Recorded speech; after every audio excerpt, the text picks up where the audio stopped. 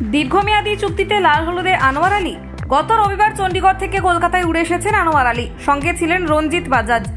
তাদের বরণ করে নিতে বিমানবন্দরে ভিড় জমিয়েছিল ইমামি ইস্ট বেঙ্গলের বহু সমর্থক। পরবর্তীতে বিশেষ নিরাপত্তার মধ্যে দিয়ে তাকে নিয়ে যান লাল হলুদ কর্তারা।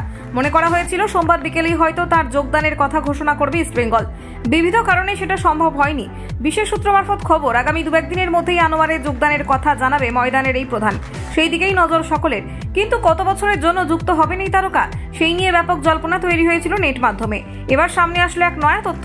আগামী 5টি মৌসুমে দীর্ঘমেয়াদী চুক্তিতে ইস্ট বেঙ্গলের সঙ্গে নাকি যুক্ত হয়েছেন জাতীয় দলের এই ডিফেন্ডার। ঠিক এমনটাই ইঙ্গিত দিয়েছে সর্বভারতীয় ফুটবল ফেডারেশনের ওয়েবসাইট, যেখানে আনোয়ার আলীর বর্তমান ক্লাব হিসেবে লেখা রয়েছে ইমামি ইস্ট বেঙ্গলের নাম। সেই সাথে উল্লেখ করা হয়েছে 5 বছরের চুক্তির মেয়াদ, যা নিয়ে রীতিমতো শোরগোল পড়ে গিয়েছে বাংলার ফুটবল প্রেমীদের মধ্যে।